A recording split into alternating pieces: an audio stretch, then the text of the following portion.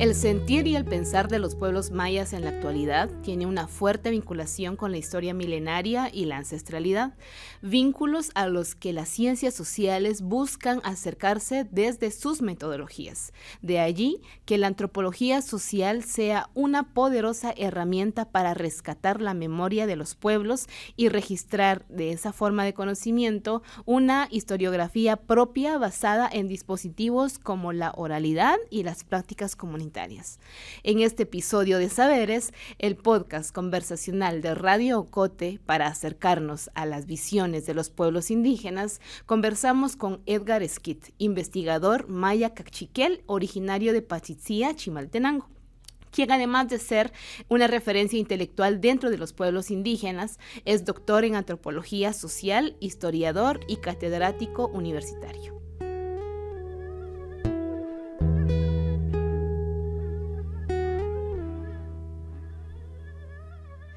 Tikuluhun ni malajutili bechi jojonal, bakamin yalan yohkiko troma ronojelri tzig, ronojelri piyal, ronojelri naojil chuka, nukulrech pandejon la magre. Yo estoy muy contenta, estoy realmente con un sentir de mucha admiración. Maestro Edgar Esquit, bienvenido. Otzapetik, bienvenido maestro Edgar, gracias por estar con nosotras y con nosotros. Yo quisiera comenzar para que usted nos compartiera cuál es ese sentir suyo sobre la importancia de la arqueología desde el sentir y desde el pensar de los pueblos indígenas. Bueno, la arqueología, como sabemos, es una disciplina como académica, ¿no? Y está construida de esa manera. Y entonces hay un trabajo muy técnico en esta actividad. Y en este sentido, yo no conozco toda ese bagaje, ¿no?, técnico que manejan los arqueólogos, porque mi trabajo o mi formación va más hacia la historia y la antropología. Pero obviamente el trabajo del historiador está vinculado a los conocimientos sobre arqueología, ¿no? Entonces, pues, de alguna manera me acerco a esta disciplina, aunque no maneje concretamente las técnicas. Pero me vinculo finalmente a partir de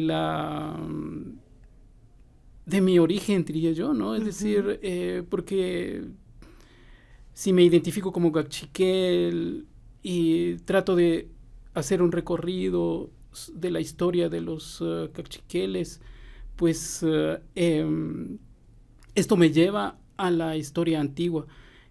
Y la historia antigua es reconocida principalmente a través de la arqueología. Entonces, pues ahí está un poco, ¿no?, mi vinculación, aunque yo particularmente no he hecho trabajo arqueológico. Y el trabajo que hicimos en Cacay no lo considero como un trabajo arqueológico.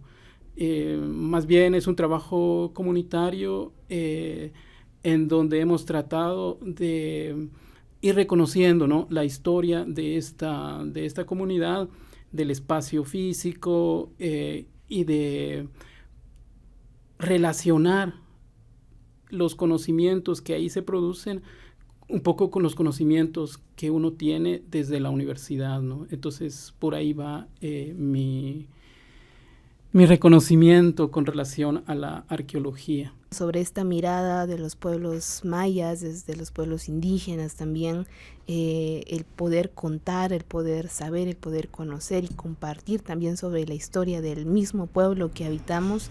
¿Cómo cree usted, Edgar, que se pueda escribir desde la historia, desde la antropología social, nuestra historia como pueblos ancestrales? ¿Cómo podemos hacer esto? Que prácticamente también es desde nuestra visión cosmogónica, no desde la que enseñan en la academia. Bueno, si estamos hablando de un trabajo desde la academia, eh, podríamos pensar que la investigación es un asunto pues fundamental, ¿no? Para reconocer la historia de los pueblos indígenas. Es decir, en mi caso, pues el trabajo en archivo es algo que yo he practicado y a través de esta actividad he intentado ver la historia de las comunidades. Entonces, lo que he producido en este sentido, pues se lo he ofrecido a la gente en Comalapa, o en Tecpan, o en Patzicía, o en otros lugares. Y yo entiendo que una vez que estos textos están en las manos de las personas, pues toman sus propios rumbos, ¿no? Así es. Yo entiendo, por ejemplo, que Fernando Pollón en algún momento ahí en Comalapa hizo unas imágenes relacionadas a la historia que yo estaba contando sobre Valeriano Tzoy y todos estos líderes comunitarios en esta localidad, ¿no? Entonces, a mí me parece que esta actividad, ¿no? de recopilar datos en un archivo y ofrecérselos a la gente, pues sí es importante. Es una actividad a través de la cual se puede como construir un imaginario sobre el pasado. Y creo que la antropología y la arqueología también tienen esos rumbos, o podrían tener esos rumbos, y al final también se mezclan, ¿no? Se vinculan en muchos momentos. Entonces, la historia académica o el trabajo académico, más bien, sí nos ofrece posibilidades para reconocer nuestro pasado. Y ese pasado obviamente está como muy relacionado a lo comunal, a la formación de la comunidad, y cómo esta comunidad también se va a vincular con su entorno, ¿no? Es decir, ya sea Guatemala, ya sea Mesoamérica, Centroamérica, si se quiere, o con la gente de otras partes del mundo, ¿no? Y la visión mía en este sentido es que como cachiqueles o como mayas, nosotros formamos parte de la heterogeneidad. Y reconocernos como parte de la heterogeneidad es lo fundamental en el trabajo de la historia también, ¿sí? Porque el reconocer una línea histórica, imaginarnos esa línea histórica, pues yo diría que nos da sustento, ¿no? Nos alimenta para reproducir la vida así exactamente, o para definir proyectos políticos. Entonces, como hemos sabido, ¿no? O como sabemos, toda la historia de las comunidades, pues ha estado ocultada o borrada. La reforma liberal a finales del siglo XIX trató de borrar así como muy claramente a través de sistemas legales a la comunidad. Y en ese sentido, pues también su historia, ¿no? Es decir, la historia que se había producido en estos tiempos. Yo diría que todo este proceso de eliminación de los idiomas mayas también es una acción para eliminar la historia de los pueblos indígenas. Entonces, ahí hay un trabajo que hacer del especialista tal vez, o de grupos comunitarios que les interese la actividad de investigación. Pero por otro lado, yo creo que en las comunidades ha habido durante todo el tiempo, ¿no? Si no, no existiríamos como cachiqueles. Ha existido un trabajo por reproducir un discurso sobre el pasado. sin importar temporalidades, sin importar definiciones conceptuales que vienen de la academia, sino que en la comunidad misma se ha reproducido hablando sobre el pasado o visitando los espacios sagrados o las montañas o...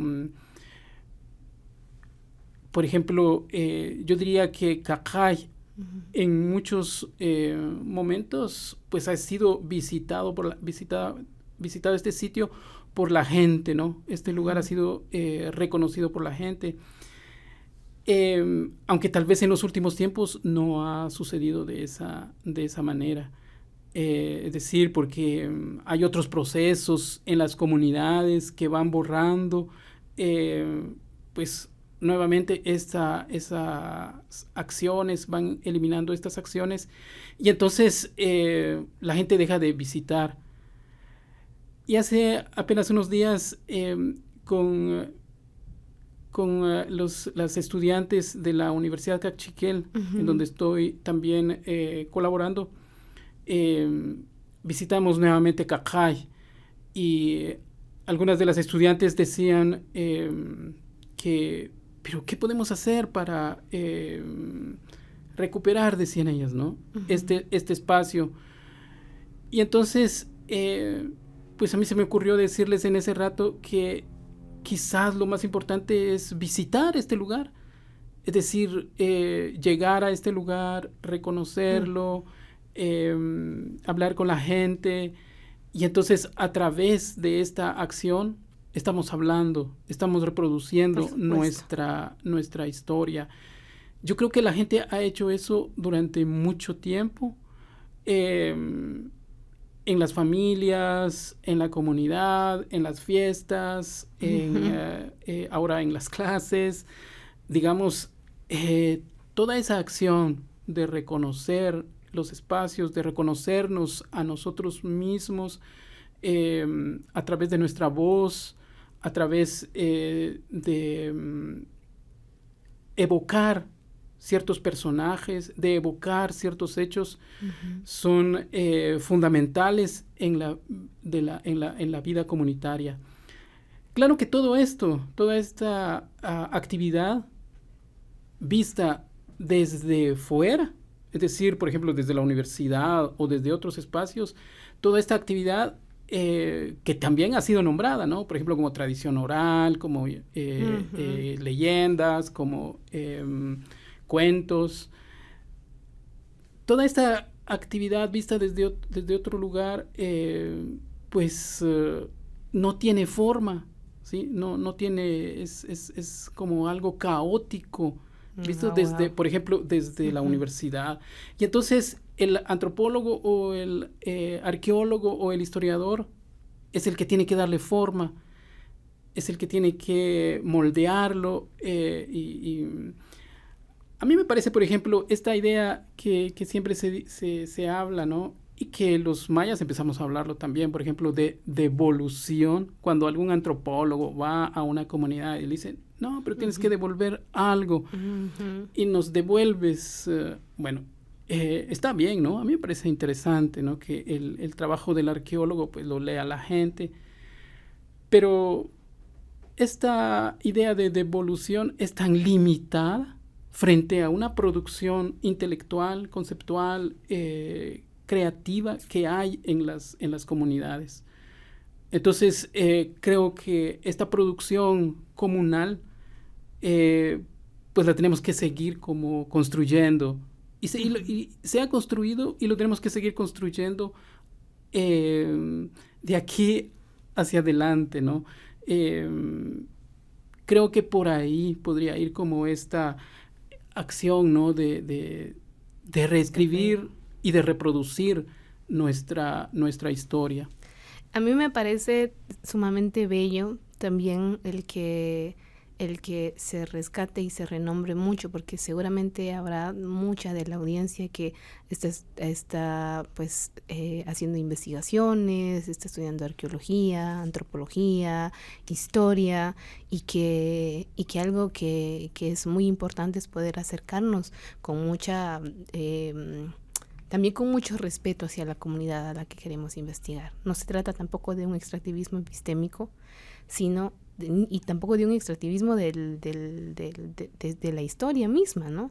Sino me parece muy interesante el hecho de quién va a contar nuestra historia. Porque nosotras y nosotros no somos quienes contamos nuestra historia. Y mucha de esta historia y del resguardo prácticamente de lo que se ha vivido ha sido gracias a la oralidad. Es justo lo que usted mencionaba, ¿no? En las fiestas, de pronto cuando las familias se juntan, y eso es lo valioso. Eso es lo valioso, de nuevo, de la palabra y del encuentro que puede tener para poder hacer el resguardo y la reescritura o continuar con lo que abuelas y abuelos han venido escribiendo desde hace mucho tiempo sobre nuestra propia historia. Muchas veces o en la historia de Guatemala ha habido distintos intentos de aniquilación de nuestra historia como pueblos indígenas, como pueblos mayas, como pueblos xincas y como diferentes comunidades, ¿no? Entonces, pero sigue existiendo un patrón que está naturalizado, que está bastante enraizado, que es el tema del racismo, y me parece sumamente importante nombrarlo y ponerlo sobre la mesa, dialogar sobre ello. A mí me gustaría mucho que usted nos pudiera compartir sobre cuáles han sido estos retos grandes que retos y desafíos que usted de pronto se ha encontrado con usted y su equipo contra toda una sociedad que constantemente busca aniquilar y que busca invisibilizar los trabajos de investigación de historia y de antropología también en este sentir no solo académico, sino del sentir comunitario. Como limitación, exactamente, digamos, como una contraposición a la acción o a la actividad de investigar la historia de las comunidades, no he encontrado exactamente, ¿sí? Uh-huh. Hay limitaciones, siento yo, en el acceso a los archivos por el hecho de que los archivos de las comunidades no están organizados o porque estos archivos están desaparecidos, simplemente porque las autoridades locales no les interesó o porque el Estado tampoco le interesó resguardar la documentación de archivo. Uh-huh. Y entonces, por ese lado, hay dificultades. En el país también hay dificultades para publicar libros sobre historia, ¿no? Pero creo que eso lo sienten todos los historiadores, porque no hay como una interés estatal o un interés muy, muy grande en este sentido. Entonces, lo que sí veo como lo que sí veo como problema más grande en el país en este sentido es que tanto las autoridades como la gente en diversos espacios está como vinculado a unas ideas en donde la historia no tiene importancia, ¿sí? Uh-huh. Es decir, en donde la historia no tiene valor. El capitalismo fomenta esa idea, ¿no? Pero también en el ámbito, digamos, cotidiano de las comunidades, se escucha de manera como muy específica el hecho de que el pasado no tiene ninguna importancia. Uh-huh. ahora esto está muy relacionado, creo, a la forma en que se construye las jerarquías sociales en este país. Está muy relacionado con las formas en que se construye las ideas sobre quién es el otro y quiénes son los que hablan. Uh-huh. Y entonces, en todo esto, lo que media es, siento yo, el olvido. Es decir, todas nuestras vidas están atravesadas por una insistencia que viene desde diferentes lugares para olvidar. Y entonces, el olvido es algo que está permeándonos todos los días, ¿no? Y entonces, este olvido nos lleva a la indiferencia de la gente en la vida diaria, en relación a reconocernos a través del pasado. Para mí que esta es como la dificultad más fuerte del trabajo de los historiadores. Y a lo mejor podría decir de mi trabajo específico cuando estoy tratando como de investigar sobre la historia de las comunidades. Uh-huh. Es decir, porque si hay una acción que viene desde diferentes lugares por el olvido, entonces el trabajo del historiador es como menospreciado, ¿no? Es dejado a un lado. Y entonces, sí hay una historia que se escribe desde la academia, diría yo, digamos, uh-huh. La pequeña academia que hay en Guatemala, y hay una reproducción de un discurso sobre el pasado en ese espacio académico, ya sea de arqueólogos, historiadores, sociólogos, uh-huh. o quienes sean. Hay una discusión en ese ámbito, pero esa discusión no sale de ese ámbito. Es decir, lo que discuten los académicos no lo habla la gente en las comunidades. Lo que discuten uh-huh. Los académicos no se escucha en la calle, no se escucha en otros espacios. Entonces, lo que prevalece en estos espacios, podríamos decir, es como una desmemoria, ¿no? En estos espacios. La historia de Guatemala, así como una historia universal, no existe entre la gente en la calle. Y mucho menos se reconoce en estos espacios, pues, la historia de los pueblos indígenas o de las comunidades indígenas, uh-huh. porque es una historia digamos, la gente que está relacionada con esta historia comunal, pues básicamente es inferiorizada, entonces pues su historia no tiene ningún interés en ningún ámbito. Entonces es bastante complejo, son bastante complejas las relaciones en este sentido, en la producción sobre discursos sobre el pasado. Pero yo creo en este caso que lo que fomenta el Estado, lo que fomenta muchos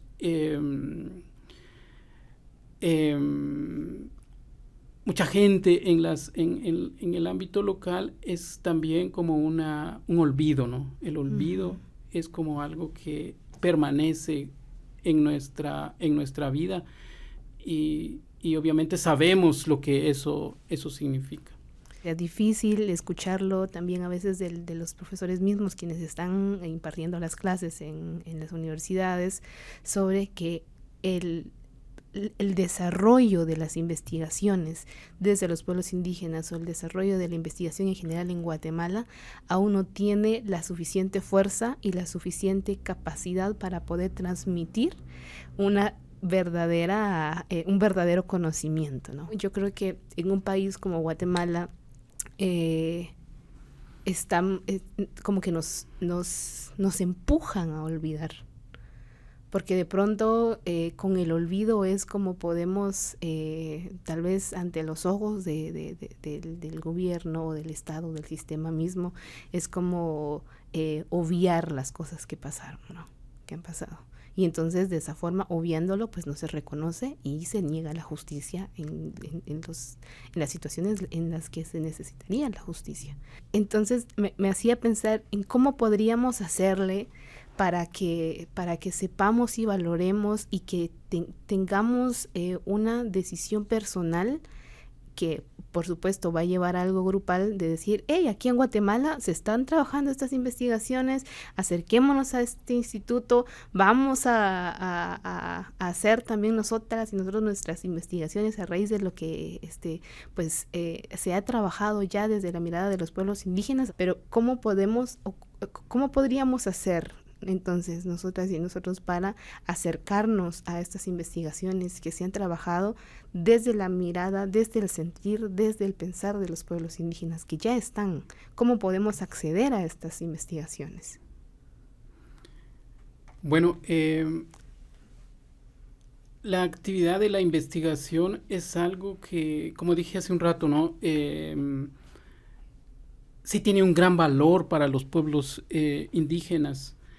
Y yo creo que hay iniciativas locales en donde 2, 3 personas están como intentando hacer ese trabajo de investigación. Y en este sentido creo que es fundamental, si hay personas que están en esta actividad, pues es importante retomar los trabajos hechos por intelectuales indígenas digamos, hace unas décadas, o recurrir a los textos más antiguos, ¿no? Es decir, el Memorial de Sololá o muchos otros textos mesoamericanos que nos están hablando sobre el pasado de ciertas comunidades. Entonces, no se trata tampoco como de cerrarnos solamente en esa bibliografía. Bueno, no me gusta esa palabra, cerrarnos, pero ¿enfocarnos? Sí, ajá. Trabajar únicamente estos textos. Obviamente tenemos que irnos reconociendo a través de otros textos, ¿no? Pero traer a la discusión los trabajos hechos por intelectuales indígenas, por ejemplo, de la década de los 70s, a mí me parece que es algo bien interesante, ¿no? Porque es un trabajo hecho durante un momento histórico muy específico de lucha de los pueblos indígenas. O si me remito al Memorial de Sololá, pues igual fue hecho en un momento histórico muy específico, ¿no? Entonces, yo considero que si hay trabajo de investigación a nivel local en relación a la historia de los pueblos, pues la teoría, digámoslo así, la teoría que se ha producido en los pueblos mismos, pues sería lo que nos serviría para ir como haciendo nuestras indagaciones en este momento. Igual este ejemplo que nos dabas sobre el profesor que no admite textos escritos por académicos guatemaltecos en su curso, pues obviamente nos está hablando, ¿no? de cuál es como la prioridad teórica de este profesor. En este sentido, este interés tuyo, ¿no? Por que se reconozca el trabajo de los intelectuales, creo que pues sería como un paso importantísimo en las mismas universidades. Es decir, yo decía que los trabajos, por ejemplo, que se producen en la Dirección General de Investigación de la Universidad de San Carlos, tendrían que ser leídos por los estudiantes de la Escuela de Historia, de todas estas escuelas de ciencias sociales. Y creo que a partir de eso se podría como construir una historia de Guatemala, una historia de comunidades o una historia de pueblos diferente, ¿no? Y bueno, mencionaba usted sobre las iniciativas locales y una iniciativa muy, muy importante, considero yo, y que fue de la forma en la que le conocí atrás y otros compañeros también, fue la iniciativa de Cacay. ¿Podría usted compartirnos de qué se trata también este proyecto de Cacay? Bueno, sí, es ¿Y cierto. qué significa? Perdón. Ajá. Bueno, Cacay es el nombre de una organización que tenemos en este momento en Patsicía. Tiene varios significados, ¿no? Porque Cacay es el nombre de los templos, de los construidos por los cachiqueles o por los mayas, y entonces significa casa roja, ¿no? Uh-huh. Sí. Y en Patsicía hemos pensado también que esta casa roja también es la casa de los cachiqueles, y entonces queremos pensar, queremos pensar que Cacay es la casa de los cachiqueles, y que los cachiqueles pueden venir acá y acá entablar diálogos, ¿no?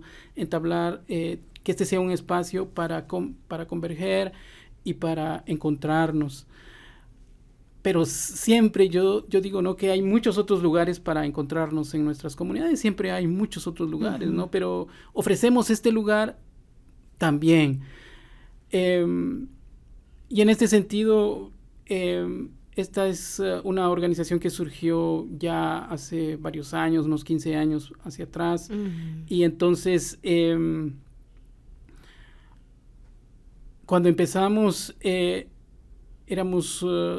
Esta organización surgió de gente que estaba interesada en otras actividades, por ejemplo, en básquetbol o en educación, pero poco a poco nos fuimos juntando, ¿no? Y como los procesos comunitarios son también complejos, entonces mucha gente se fue de esta organización, pero entraron otras personas. Y entonces nuestro trabajo en este espacio desde el inicio ha sido en relación a la memoria, buscar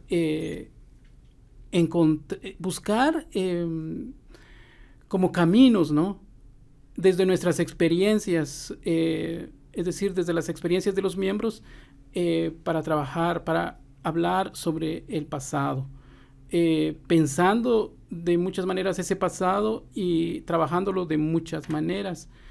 Entonces, hace unos 7 años más o menos, o unos 5 años, nos juntamos varias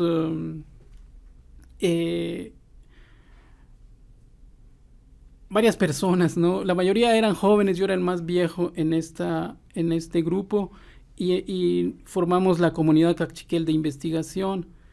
Y estábamos muy emocionados en ese momento de hacer trabajo en Cacay, en Cerritos Asunción, en este sitio del periodo clásico de la historia maya, ¿no? Entonces, pero la mayoría de los miembros no eran arqueólogos graduados, y los otros éramos antropólogos o historiadores, y entonces no podíamos hacer un trabajo de investigación arqueológica directamente allí, porque un trabajo arqueológico tiene que estar autorizado por el Estado. Entonces, lo que hicimos, y porque también veníamos de esa línea, ¿no?, es un trabajo más comunitario. y más antropológico tal vez, si queremos usar este concepto. Y entonces empezamos a platicar con la gente, empezamos a observar el espacio, y en este proceso pues hicimos estas actividades en donde participaste, y queríamos como estar con la gente y tener como la fiesta que tiene la gente, pero a la par de eso estábamos platicando también con la gente sobre el pasado, ¿no? Claro. Y entonces en este proceso fuimos observando que la gente tiene una interpretación sobre los objetos antiguos que que ellos encontraban mientras hacían sus trabajos. En los terrenos. Ajá. Entonces, si encontraban unos fragmentos, si encontraban unas ollas, unas piedras de moler o lo que sea, la gente se llevaba estos objetos o los volvía a dejar en sus lugares, o los ponía en altares en sus casas, o los ponían en los jardines de sus casas. Y entonces había una interpretación, ¿no? O hay una interpretación de estos objetos. Y algunas personas rehusaban estos objetos que encontraban en sus lugares, ¿no? Y entonces, cuando nosotros mismos vimos las historias que nos contaban nuestros padres, pues están relacionados con este trabajo o estas formas de contar el pasado en las comunidades. Y entonces conceptos como Kush, o conceptos como Kanrichingui, o conceptos como Rajawar, se vinculaban a una forma de interpretar el pasado más antiguo, ¿no? Entonces, y entonces la estructura del discurso sobre el pasado está relacionado a la reproducción de la comunidad y al uso de estos conceptos que le dan como estos conceptos son los que le dan consistencia y sí le dan consistencia, ¿no?, al discurso sobre el pasado antiguo, y no se parece en nada al discurso académico que se reproduce en las universidades, porque está reproducido de otra manera, está construido de otra manera, es atemporal, por ejemplo, y entonces no hay una vinculación con periodos históricos definidos desde por ejemplo, la periodización hecha por los arqueólogos de preclásico, clásico, posclásico, sino la relación entre pasado y presente, pues es estrecha, ¿no? Esa relación es muy estrecha, y la gente sabe que está rehusando un objeto antiguo, pero sabe que al rehusar este objeto antiguo está vinculándose con unas personas, con unos Ojerwinuk, o está vinculándose con Rukush Rehunluk. Qué hermoso. Entonces hay todas esas ideas que obviamente nos están diciendo, ¿no? El pasado está entre nosotros, el pasado lo vivimos nosotros en nuestros hogares, y nosotros como personas tenemos también el pasado en nuestros cuerpos, en nuestras mentes, en nuestro kush. Entonces, este reconocimiento, creo yo, de la historia antigua, pues tiene poder en las comunidades, sigue teniendo poder en las comunidades, principalmente en las comunidades pequeñas o en las aldeas, ¿no? Porque en las cabeceras municipales creo que ha cambiado un poco esto, ¿no? Ha cambiado un tanto, aunque no sé cuánto exactamente. Porque hace unos días, hace el lunes y el martes yo estaba hablando con unos estudiantes, con unos jóvenes de bachillerato ahí en Patsicía, sobre un texto que acababa de publicar, y yo lo fui a platicar con ellos y con ellas, y entonces veo que hay un discurso muy interesante entre los jóvenes sobre el pasado también de las comunidades, ¿no? Entonces, y estoy hablando del casco urbano, como le llamamos nosotros, y entonces entre los jóvenes, en donde uno dice, es que los jóvenes ya no hablan cachiquel, ya no usan su traje y no sé qué tantas cosas, y solo se mantienen en el celular, pero hay como un discurso, ¿no? Hay un discurso sobre el pasado entre estos jóvenes que a mí me parece extraordinario,